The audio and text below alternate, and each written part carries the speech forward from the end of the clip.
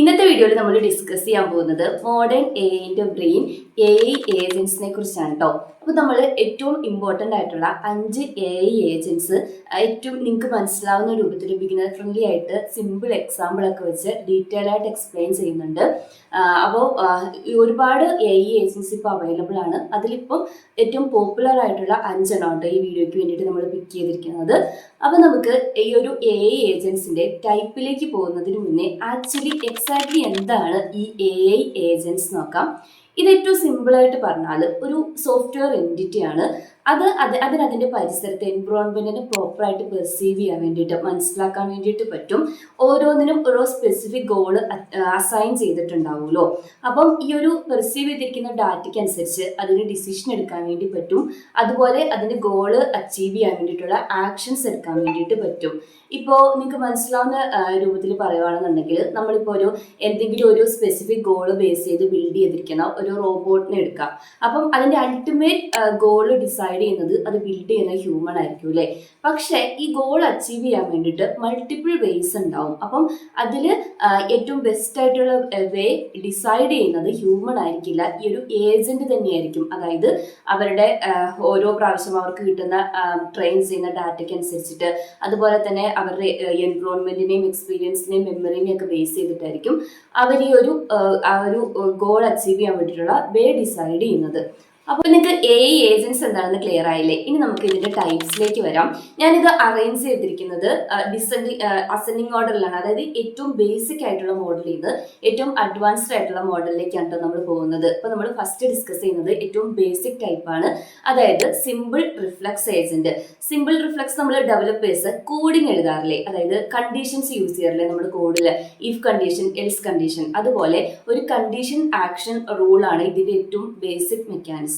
അതായത് ഇത് റിഫ്ലക്സ് എന്ന് പറഞ്ഞാൽ തന്നെ ഒരു റിയാക്ഷൻ ആണല്ലോ. അതിന്റെ കറന്റ് ഇവന്റിനെ ബേസ് ചെയ്തിട്ട് അത് റിയാക്ട് ചെയ്യും. അപ്പോൾ എന്താ പറയാ, ഇപ്പം അതിനിപ്പം കിട്ടുന്ന ഇൻപുട്ട്, കറണ്ട് ഇൻപുട്ട്, അല്ലെങ്കിൽ ഇപ്പൊ റൈറ്റ് നൗ അത് എന്താണോ കാണുന്നത് അതിനനുസരിച്ചിട്ടായിരിക്കും അത് ആക്ഷൻ എടുക്കുന്നത്. അല്ലാതെ അതിനൊരു പാസ്റ്റ് എക്സ്പീരിയൻസ് ഒക്കെ സ്റ്റോർ ചെയ്യാൻ വേണ്ടിയിട്ട് ഒരു മെമ്മറി ഉണ്ടാവില്ല. ആ മെമ്മറിക്ക് അനുസരിച്ചിട്ട് അത് പ്രവർത്തിക്കില്ല. അതായത് എഗെയിൻ ആൻഡ് എഗെയിൻ ചിലപ്പോൾ സെയിം മിസ്റ്റേക്ക് തന്നെ ഇത് റിപ്പീറ്റ് ചെയ്തുകൊണ്ടിരിക്കും. ഇപ്പൊ നിങ്ങൾക്ക് മനസ്സിലാവുന്ന രൂപത്തിൽ ഒരു എക്സാമ്പിൾ പറയണമെന്ന് വെച്ചാൽ, നമ്മൾ സൂപ്പർ മാർക്കറ്റ്സിലൊക്കെ കാണുന്ന ഓട്ടോമാറ്റിക് ഡോർ ഇല്ലേ, അത് ഇതിനൊരു എക്സാമ്പിൾ ആണ്. അതായത് ഇപ്പൊ എന്തെങ്കിലും ഒരു മോഷൻ ഡിറ്റക്ട് ചെയ്യുന്ന സമയത്ത് ഈ ഡോർ ഓപ്പൺ ആവും, അതുപോലെ തന്നെ ഡിറ്റക്ട് ചെയ്യാത്ത സമയത്ത് ഇത് റിമെയിൻ ക്ലോസ്ഡ് ആയിരിക്കും. അത് വേറൊരു എക്സാമ്പിൾ പറയുവാണെങ്കിൽ, നമ്മുടെ ഇപ്പോഴത്തെ റോബോട്ട്സ് അല്ല, ഏർലി ഡേയ്സിലൊക്കെ യൂസ് ചെയ്തിരുന്ന റൂംബ മോഡൽസ് ഒക്കെ ഇല്ലേ, അവിടെ ഇപ്പൊ എന്താ റോബോട്ട്സ് ഇപ്പൊ നമ്മൾ ഹോമിലൊക്കെ യൂസ് ചെയ്യുന്ന സമയത്ത് എന്തെങ്കിലും വാള് ഹിറ്റ് ആവുന്ന സമയത്ത് അത് തിരിഞ്ഞു പോകും.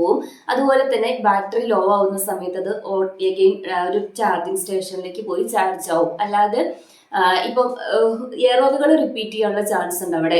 അതായത് അതൊരിക്കലും ആ ഒരു റൂമിന്റെ മാപ്പ് ഒന്നും അത് സ്റ്റോർ ചെയ്ത് വെക്കില്ല. ചിലപ്പോൾ ക്ലീൻ ചെയ്യുന്ന ഇടത്ത് തന്നെയായിരിക്കും ചിലപ്പോൾ എഗെയിൻ ആൻഡ് എഗെയിൻ ക്ലീൻ ചെയ്യുന്നത്. അപ്പം അതിന്റെ എൻവിറോൺമെന്റിനെ ബേസ് ചെയ്തിട്ട് ഒരു പുതിയ കാര്യങ്ങൾ അഡാപ്റ്റ് ചെയ്യാനോ അല്ലെങ്കിൽ ഒരു മെമ്മറിയിൽ ലേൺ ചെയ്തെടുക്കാനൊന്നും അതിന് പറ്റില്ല. സെയിം മിസ്റ്റേക്ക് തന്നെ ഞാൻ നേരത്തെ പറഞ്ഞ പോലെ റിപ്പീറ്റ് ചെയ്തുകൊണ്ടിരിക്കും. അതിന് പാസ്റ്റ് എക്സ്പീരിയൻസിനെ ബേസ് ചെയ്തിട്ട് ആക്ട് ചെയ്യാൻ വേണ്ടി പറ്റില്ല. അപ്പൊ ഇതാണ് ഏറ്റവും basic model, simple reflex model. ഇനി നമ്മൾ രണ്ടാമത്തെ ഏജന്റിലേക്ക് വന്നാൽ മോഡൽ ബേസ്ഡ് റിഫ്ലക്സ് ഏജന്റ് ആണ്. നമ്മൾ നേരത്തെ ഡിസ്കസ് ചെയ്ത ആ ഒരു സിമ്പിൾ റിഫ്ലക്സ് ഏജന്റിന്റെ ഒരു അഡ്വാൻസ്ഡ് വേർഷൻ അല്ലെങ്കിൽ ഒരു അപ്ഗ്രേഡഡ് വേർഷൻ ആണിത്. അതായത് സ്റ്റിൽ ഇത് വർക്ക് ചെയ്യുന്നത് നേരത്തെ സിമ്പിൾ റിഫ്ലക്സിന്റെ കേസിൽ പറഞ്ഞ പോലെ തന്നെ ഒരു കണ്ടീഷൻ ആക്ഷൻ ആ മെക്കാനിസം തന്നെയാണ്. പക്ഷെ ഇതിനൊരു ഇന്റേണൽ മോഡൽ, അതിന്റെ ആ ഒരു എൻവിറോൺമെന്റിന്റെ ഇന്റേണൽ മോഡൽ കീപ്പ് ചെയ്യാൻ വേണ്ടി പറ്റും. എന്ന് വെച്ചാൽ അതിന്റെ എൻവിറോൺമെന്റിനെ ട്രാക്ക് ചെയ്തൊരു മെമ്മറി കീപ്പ് ചെയ്യാം. അത് എടുക്കുന്ന ആക്ഷൻ ഇതിനെയും കൂടെ ബേസ് ചെയ്തിട്ടായിരിക്കും. അതായത് നമ്മൾ നേരത്തെ പറഞ്ഞ പോലെ ബ്ലൈൻഡ് ആയിട്ട് എപ്പോഴും അതിന്റെ ആ ഗോളിനെ ബേസ് ചെയ്ത് മാത്രം ആക്ട് ചെയ്യാതെ ഈ കീപ്പ് ചെയ്യുന്ന മെമ്മറിക്കും കൂടെ അനുസരിച്ചിട്ടായിരിക്കും ഇത് ആക്ട് ചെയ്യുന്നത്. ഇപ്പോൾ നമ്മളൊരു എക്സാമ്പിൾ പറയുകയാണെന്നുണ്ടെങ്കിൽ, നമ്മുടെ റോബോട്ടിക് വാക്യൂം ക്ലീനർ, ഇപ്പോൾ ഒരു അഡ്വാൻസ്ഡ് ആയിട്ടുള്ള റോബോട്ടിക് വാക്യൂം ക്ലീനർ ഇതിനൊരു എക്സാമ്പിൾ പറയാം. അതായത് നമ്മൾ നേരത്തെ പറഞ്ഞ പോലെ ഇപ്പോൾ ഒരു വാളിൽ ഹിറ്റ് ചെയ്തിട്ട് ജസ്റ്റ് ടേൺ ചെയ്ത് പോകുന്നത് മാത്രമല്ല, അത് ആ ഒരു റൂമിന്റെ മാപ്പ്, ഒരു ടെമ്പററി മാപ്പ് ബിൽഡ് ചെയ്ത് വെക്കാൻ വേണ്ടി പറ്റും. അപ്പൊ എന്താ, നേരത്തെ പറഞ്ഞ പോലെ സെയിം പ്ലേസ് തന്നെ പിന്നെയും ക്ലീൻ ചെയ്യില്ല. അതുപോലെ തന്നെ ഈ ഇന്ന സ്ഥലത്ത് സോഫ ഉണ്ട്, അല്ലെങ്കിൽ ഇവിടെ ഇന്ന സ്ഥലത്ത് വോൾ ഉണ്ട്, അപ്പം ഇവിടെ ഹിറ്റ് ആവാനുള്ള ചാൻസ് ഉണ്ട്, അല്ലെങ്കിൽ ഇവിടെ സ്റ്റക്കായി നിൽക്കാനുള്ള ചാൻസ് ഉണ്ട്. ഇതൊക്കെ മനസ്സിലാക്കിയിട്ട് സെയിം മിസ്റ്റേക്ക് തന്നെ റിപ്പീറ്റ് ചെയ്യാതെ എന്ത് ചെയ്യാൻ വേണ്ടി പറ്റും, ഈ ഒരു മെമ്മറിക്ക് ബേസ് ചെയ്തിട്ട് ഇതിനെ ആക്ട് ചെയ്യാൻ വേണ്ടി പറ്റും.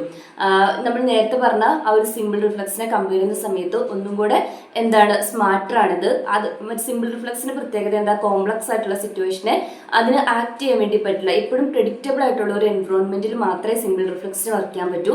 ഇതൊന്നും കൂടെ അഡ്വാൻസ്ഡ് ആണ്. പക്ഷെ ഇതിന്റെ മെമ്മറി ആക്ച്വലി ഇതൊരു ടെമ്പററി മെമ്മറിയാണ്.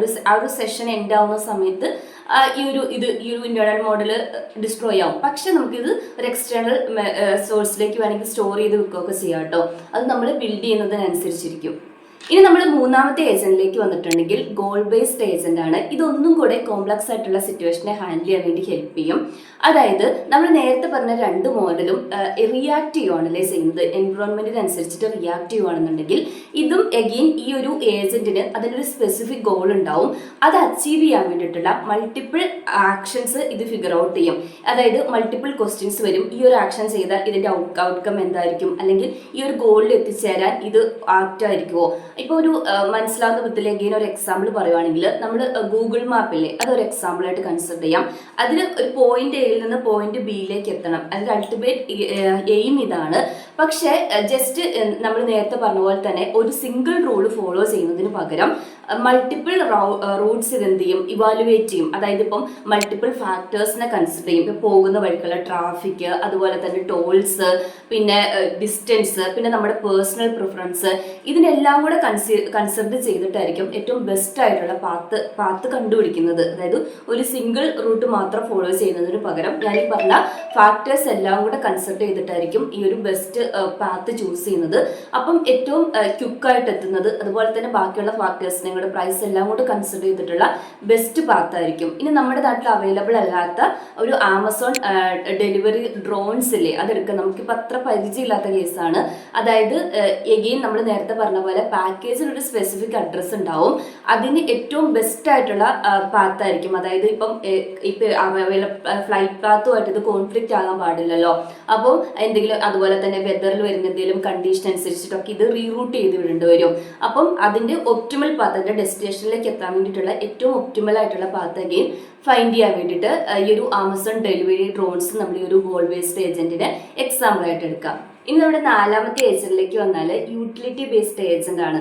നമ്മൾ നേരത്തെ നോക്കിയ ഗോൾ ബേസ്ഡ് ഏജന്റ് എന്തായിരിക്കും, അതിന്റെ സ്പെസിഫിക് ആയിട്ട് അസൈൻ ചെയ്തിരിക്കുന്ന ഗോളിലേക്ക് റീച്ച് ചെയ്യാൻ വേണ്ടിയിട്ടുള്ള ബെസ്റ്റ് ആക്ഷനെ ചൂസ് ചെയ്യുക. ഇപ്പം നമ്മൾ നേരത്തെ പറഞ്ഞ പോലെ ഒരു ഓൺലൈൻ ബുക്കിംഗ് സിസ്റ്റം ഒക്കെ എടുക്കുമ്പോൾ, ഇപ്പം നമ്മൾ നേരത്തെ പറഞ്ഞ പോലെ ഇപ്പോൾ ഒരു ഊബർ ഒക്കെ എടുക്കുകയാണെന്നുണ്ടെങ്കിൽ അത് കൺസിഡർ ചെയ്യുന്നത് ഏറ്റവും ഫാസ്റ്റായിട്ട് എങ്ങനെ ഈ ഒരു പാസഞ്ചറിനെ അതിൻ്റെ ഡെസ്റ്റിനേഷനിലേക്ക് കൊണ്ടുപോകാം, അത് മാത്രമായിരിക്കും. പക്ഷേ യൂട്ടിലിറ്റി ബേസ്ഡ് ഏജന്റ് ഇതിനേക്കാൾ അപ്പുറത്തേക്ക് മൾട്ടിപ്പിൾ വേസ് ഉണ്ടാവുമല്ലോ അത് അച്ചീവ് ചെയ്യാൻ വേണ്ടിയിട്ട്. അതിൽ ഏറ്റവും ബെസ്റ്റ് ആയിട്ടുള്ള വേ ചൂസ് ചെയ്യും. അത് ഈ പറഞ്ഞ ഒരു സിംഗിൾ ഫാക്ടർ, ആ ഒരു ട്രാവൽ ടൈമിനെ മാത്രം കൺസിഡർ ചെയ്യാതെ എല്ലാ ഫാക്ടേഴ്സിനെയും കൺസിഡർ ചെയ്യും. അപ്പം ഓരോന്നിനും അത് മെഷർ ചെയ്യുന്നത് അതിനെ യൂട്ടിലിറ്റിനെ ബേസ് ചെയ്തിട്ടായിരിക്കും. അതായത് യൂട്ടിലിറ്റി മെഷർമെന്റ് എന്ന് പറയുമ്പോൾ ഒന്നെങ്കിൽ ഹാപ്പിനെസ് അല്ലെങ്കിൽ ഇഫക്റ്റീവ്നെസ് ആയിട്ട് എടുക്കാം. യൂട്ടിലിറ്റി ഏറ്റവും മാക്സിമൈസ് ചെയ്യുക. ഇപ്പോൾ ഒരു എക്സാമ്പിൾ പറയുകയാണെന്നുണ്ടെങ്കിൽ നമ്മുടെ ഈ ഒരു ഓൺലൈൻ ടാക്സി ബുക്കിംഗ് സിസ്റ്റം തന്നെ എടുത്താൽ നമ്മൾ നേരത്തെ പറഞ്ഞ പോലെ ആ ഒരു ഗോൾ ബേസ്ഡ് ഏജന്റ് എന്തായിരിക്കും, ഈ ഒരു കസ്റ്റമറിനെ അവരുടെ ആ ഒരു ഡെസ്റ്റിനേഷനിലേക്ക് എത്തിക്കാൻ വേണ്ടിയിട്ടുള്ള ഫാസ്റ്റ് ആയിട്ടുള്ള റൂട്ടായിരിക്കും അവർ ചൂസ് ചെയ്യുന്നത്, നമ്മൾ നേരത്തെ പറഞ്ഞ ഫാക്ടേഴ്സ് ഒക്കെ കൺസിഡർ ചെയ്തിട്ട്. പക്ഷേ യൂട്ടിലിറ്റി ബേസ്ഡ് ഏജന്റിലേക്ക് വരുമ്പം ഈ ഒരു ട്രാവൽ ടൈം എന്ന് പറയുന്ന ആ ഒരു ഫാക്ടേഴ്സിന് മാത്രം കൺസിഡർ ചെയ്യാതെ ഓരോ മൾട്ടിപ്പിൾ വേസ് എടുക്കും. അതിന് ഒന്നിനും ഓരോ സ്കോർ അല്ലെങ്കിൽ യൂട്ടിലിറ്റി അസൈൻ ചെയ്യും. മൾട്ടിപ്പിൾ പ്രയോറിറ്റി ഓപ്ഷൻസ് എടുക്കും. അതായത് ഇപ്പോൾ ട്രാവൽ ടൈം ഡെഫിനറ്റ് ആയിട്ടും ഒരു ഹൈ പ്രയോറിറ്റി ഉള്ള ഒരു ഓപ്ഷനാണ്. ഏറ്റവും ക്വിക്കായിട്ട് കസ്റ്റമറിനെ ഡെസ്റ്റിനേഷനിലേക്ക് എത്തിക്കുക. അതുകൂടാതെ പ്രൈസ് അല്ലെങ്കിൽ കോസ്റ്റ് കൺസിഡർ ചെയ്യും. ഇപ്പോൾ കസ്റ്റമറിന്റെ അവർക്ക് അഫോർഡബിൾ ആയിട്ടുള്ള കോസ്റ്റ് ആണോ, അപ്പോൾ എന്താ പറയുക ഹൈ പ്രൈസിനായിരിക്കും ലോവർ യൂട്ടിലിറ്റി അസൈൻ ചെയ്യും. അപ്പം കസ്റ്റമർ എപ്പോഴും പ്രിഫർ ചെയ്യുന്നത് സ്യൂട്ടബിൾ ആയിരിക്കുന്ന ലോ കോസ്റ്റിലുള്ള ഈ ഒരു ടാക്സ് തന്നെയായിരിക്കുമല്ലോ. സോ നമ്മൾ ഏറ്റവും ഹൈ പ്രൈസ് ഉള്ളതിന് ലോ യൂട്ടിലിറ്റി ആയിരിക്കും അസൈൻ ചെയ്യുന്നത്. അതുപോലെ തന്നെ ഡ്രൈവറിന്റെ പ്രോഫിറ്റബിലിറ്റി കൺസിഡർ ചെയ്യും. പിന്നെ ആ റൂട്ടിലേക്ക് വരുന്ന ഡിമാൻഡ്, എത്ര ബുക്കിംഗ് ബുക്കിംഗ് വന്നിട്ടുണ്ടെന്ന് കൺസിഡർ ചെയ്യും. അതുപോലെ തന്നെ ഡ്രൈവേഴ്സ് ഇപ്പം ഈ ഒരു സ്പെസിഫിക് റൂട്ടിൽ എത്ര അവൈലബിൾ ആയിട്ടുണ്ടെന്ന് കൺസിഡർ ചെയ്യും. ഈ ഫാക്ടേഴ്സ് ഒക്കെ കൺസിഡർ ചെയ്തിട്ടായിരിക്കും ഈ ഒരു യൂട്ടിലിറ്റി ബേസ്ഡ് ഏജന്റ് വർക്ക് ചെയ്യുന്നത്. ഇനി നമ്മുടെ ഫൈനൽ ഇപ്പോൾ ഉള്ള ഏറ്റവും അഡ്വാൻസ്ഡ് ആയിട്ടുള്ള ഏജന്റ് എന്താണെന്ന് വെച്ചാൽ ലേണിംഗ് ഏജന്റ്സ് ആണ്. അതായത് ഈ ഏജന്റിന്റെ പ്രത്യേകത അതിന് കണ്ടിന്യൂസ് ആയിട്ട് ലേൺ ചെയ്യാൻ പറ്റും. നമ്മളിപ്പോൾ പറഞ്ഞിരിക്കുന്ന മോഡലുകൾക്കൊക്കെ ഫസ്റ്റ് വണ്ണിന് മെമ്മറിയേ ഇല്ല, സെക്കൻഡ് വണ്ണിന് ഒരു ഇന്റേണൽ മെമ്മറി ഉണ്ട്, മൂന്നാമത്തെ നാലാമത്തെ ആണെങ്കിലും ലിമിറ്റഡ് ആണല്ലേ. പക്ഷെ ഇവിടെ എന്താന്ന് വെച്ചിട്ടുണ്ടെങ്കിൽ കണ്ടിന്യൂസ് ആയിട്ട് ഇംപ്രൂവ് ചെയ്തുകൊണ്ടിരിക്കുകയാണ്. അതായത് അതെടുക്കുന്ന ഓരോ ആക്ഷനും അനലൈസ് ചെയ്യാനും അതിന്റെ ഔട്ട്കം അനലൈസ് ചെയ്യാൻ അതിന്റെ അകത്ത് തന്നെ ഒരു ക്രിട്ടിക്സ് ഉണ്ട്. അപ്പം ഈ ഏജന്റിന്റെ ലോജിക്സ് ഈ ഒരു ഔട്ട്കമിനെ ബേസ് ചെയ്ത് അഡ്ജസ്റ്റ് ചെയ്തുകൊണ്ടിരിക്കും. ഇപ്പൊ നമ്മുടെ ChatGPT ഒരു എക്സാമ്പിൾ ആയിട്ട് പറയാം. നമ്മളൊരു ക്വസ്റ്റ്യൻ ചോദിച്ചു, ആൻസർ പറഞ്ഞു, അപ്പം നമ്മൾ അതിന് റെലവെന്റ് അല്ല, അതിന്റെ ഇഷ്യൂസ് റൈസ് ചെയ്യുന്ന സമയത്ത് അവർ നെക്സ്റ്റ് ടൈം ഈ ഒരു ഇഷ്യൂ റിപ്പീറ്റ് ചെയ്യാതിരിക്കും. അതായത് അതിന്റെ ഒരു എൻവറോൺമെന്റിൽ നിന്ന് ലേൺ ചെയ്ത് അഡാപ്റ്റ് ചെയ്ത് ഇംപ്രൂവ് ആയിക്കൊണ്ടിരിക്കും. അതാണ് ഈ ലേണിംഗ് ഏജന്റ് ഏറ്റവും അഡ്വാൻസ്ഡ് ആണെന്ന് പറയുന്നത്. ഒരു റിയൽ ടൈം എക്സാമ്പിൾ എഗെയിൻ പറയുകയാണെന്നുണ്ടെങ്കിൽ നമ്മുടെ കണ്ടന്റ് റെക്കമെൻഡേഷൻ സിസ്റ്റം ഇല്ലേ, ഇപ്പൊ നെറ്റ്ഫ്ലിക്സ് അല്ലെങ്കിൽ യൂട്യൂബ് കൺസിഡർ ചെയ്യാം. ഇപ്പൊ എക്സാമ്പിൾ പറയുകയാണെങ്കിൽ അവർ നമുക്കൊരു മൂവി സജസ്റ്റ് ചെയ്തു, നമ്മളത് സ്കിപ്പ് ചെയ്യാതെ ഫുൾ മൂവി കണ്ടിട്ടുണ്ടെങ്കിൽ അവർക്കൊരു റിവാർഡ് കൊടുക്കും. കാരണം സ്കിപ്പ് ചെയ്തിട്ടുള്ളത് കസ്റ്റമർ പ്രിഫറൻസിന് ഉതകുന്ന ഒരു ടൈപ്പാണ്. പക്ഷേ ഇൻ കേസ് അവർ സ്കിപ്പ് ചെയ്തിട്ടുണ്ടെങ്കിൽ അവിടെ ഒരു പെനാൽറ്റി ആയിരിക്കും അസൈൻ ചെയ്യുന്നത്. അപ്പം ഈ ഒരു ഫീഡ്ബാക്ക് ലൂപ്പ് എടുത്തിട്ട് അതിനനുസരിച്ചിട്ടായിരിക്കും ഇത് വർക്ക് ചെയ്യുക. അപ്പോൾ ഓരോ പ്രാവശ്യം ഈ സ്കിപ്പും അതുപോലെ മീൻസ് ഈ പെനാൽറ്റിക്കും റിവാർഡിനും അനുസരിച്ചിട്ട് ഈ ഒരു നമ്മുടെ പ്രിഫറൻസ് ഏകദേശം ഇതിനൊരു ഐഡിയ കിട്ടും ഒരു കുറച്ചൊരു പീരീഡ് കഴിയുമ്പോഴത്തേക്കും.